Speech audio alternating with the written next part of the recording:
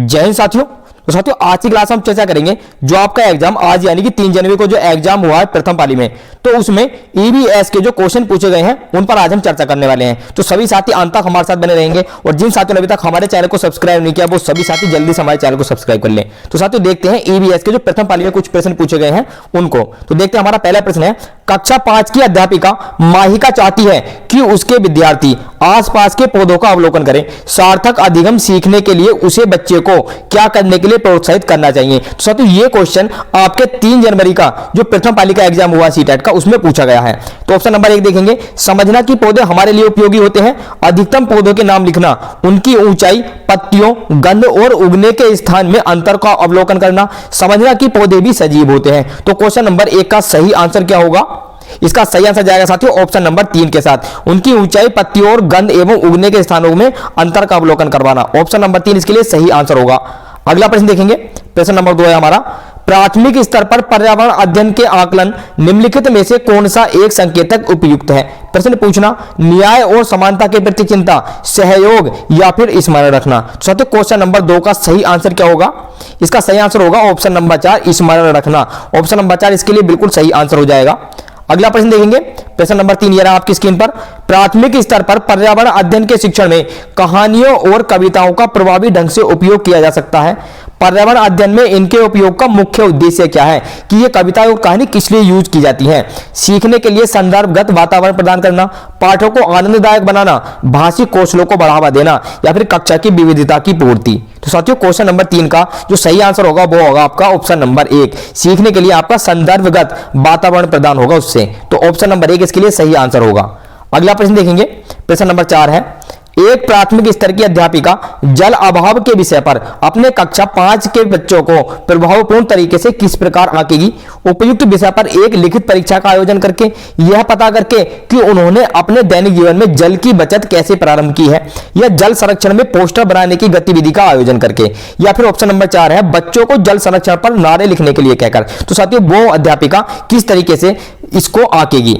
तो question number 4 का सही आंसर होगा साथियों ऑप्शन नंबर 2 कि वह यह पता करके कि उन्होंने अपने दैनिक जीवन में जल की बचत कैसे प्रारंभ की है। तो ऑप्शन नंबर 2 इसके लिए सही आंसर होगा।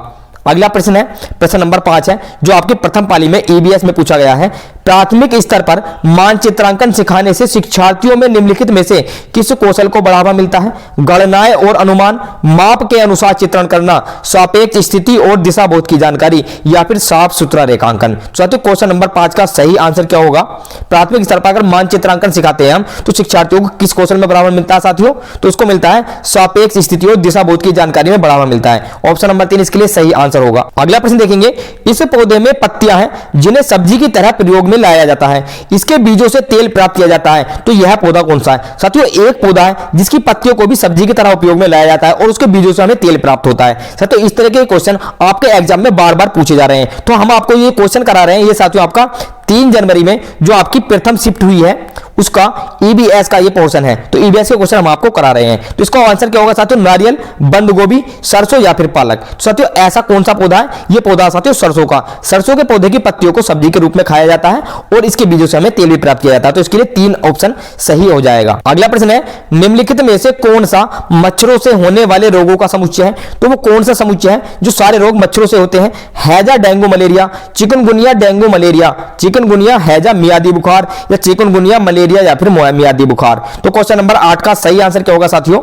यहां पर देखो साथियों ऑप्शंस को आपको एलिमिनेट करना आना चाहिए। इसमें जो हैजा है ये मक्खियों से फैलता, मच्छर से ये नहीं फैलता, तो ये हमारा ऑप्शन नहीं होगा। इसमें भी हैजा है ऑप्शन नंबर 3 है, तो ये भी हमारा ऑप्शन नहीं होगा। इसमें मियादी बुखार है, तो मियादी बुखार साथियों मच्छरों से नहीं होता है, तो ये ऑप्शन भी हमारा एलिमिनेट हो गया। हमारा ऑप्शन बचता है ऑप्शन नंबर 2, तो ऑप्शन नंबर 2 हमारे प्रश्न के लिए बिल्कुल सही आंसर होगा। अगला प्रश्न देखेंगे, प्रश्न नंबर 9 ये रहा आपकी स्क्रीन पर, रीना आम पसंद करती है, वह इन्हें जाड़े के लिए संरक्षित करना चाहती है। निम्नलिखित में से कौन सा तरीका संरक्षण के लिए सर्वाधिक उपयुक्त है? जूस तैयार करना और वायुरोधी डिब्बे में संचित कर लेना। भाई उन आम का जूस तैयार कर लो और उनको वायुरोधी डिब्बे में रख दो, या फिर प्लास्टिक के थैले में रखना, रेफ्रिजरेटर में संचित करना, या फिर अचार और आम पापड़ बनाना। तो क्वेश्चन नंबर 9 का सही आंसर क्या होगा? इसका सही आंसर होगा ऑप्शन नंबर 4, अचार और आम पापड़ बनाना। साथियों अगर आम को आपको संरक्षित करना है तो आपको इसका अचार बना लो या फिर आम पापड़ बना लो। तो ऑप्शन नंबर 4 इसके लिए बिल्कुल सही आंसर होगा। अगला प्रश्न देखेंगे, निम्नलिखित में से वह कौन सा जानवर या जंतु है जिसके अग्रदांत हमेशा बढ़ते रहते हैं? आगे के दांत साथियों उसके हमेशा बढ़ते रहते हैं और वे दांतों को बहुत अधिक लंबा न होने देने के लिए वस्तुओं को काटते या कुतरते रहते हैं। गिलहरी, छिपकली, चूहा या फिर दीमक। तो साथियों कौन सा ऐसा जंतु है? क्वेश्चन नंबर 10 का सही आंसर क्या होगा? इसका सही आंसर होगा साथियों ऑप्शन नंबर 1 गिलहरी। गिलहरी अपने जो आगे के दांत होते हैं उनको बढ़ने न देने के लिए वस्तुओं को काटती रहती है। अगला प्रश्न देखेंगे, प्रश्न नंबर 11 ये रहा आपकी स्क्रीन पर। कोई किसान उर्वरकों और कीटनाशकों का अधिक उपयोग करके अपने खेतों में बार बार धान की फसल उगा रहा है, तो ऐसा करने से उसको खेतों की मृदा कैसी हो जाएगी साथियों? जुताई के लिए उपयुक्त बन जाएगी, बंजर हो जाएगी, अन्य फसलों के लिए भी उपजाऊ बन जाएगी, या फिर केवल धान की फसलों के लिए ही उपयोगी रहेगी? तो साथियों अगर कोई फसल एक खेत में बार बार बोई जाती है तो उससे हमारी भूमि बंजर हो जाती है। ऑप्शन नंबर 2 इस प्रश्न के लिए सही आंसर हो जाएगा। इसलिए फसल चक्र को अपनाया जाता है। फसल चक्र के हिसाब से फसलें मौसम के अनुरूप बदल बदल कर बोई जाती हैं। अगला प्रश्न देखेंगे, प्रश्न नंबर 12 ये रहा आपकी स्क्रीन पर।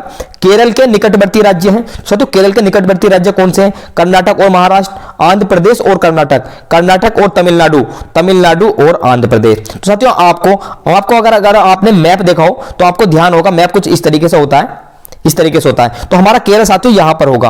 तो पहला ऑप्शन देखते हैं महाराष्ट्र। तो महाराष्ट्र ऊपर होता है यहां पर, ये महाराष्ट्र है, तो ये केरल का समीपवर्ती राज्य नहीं है।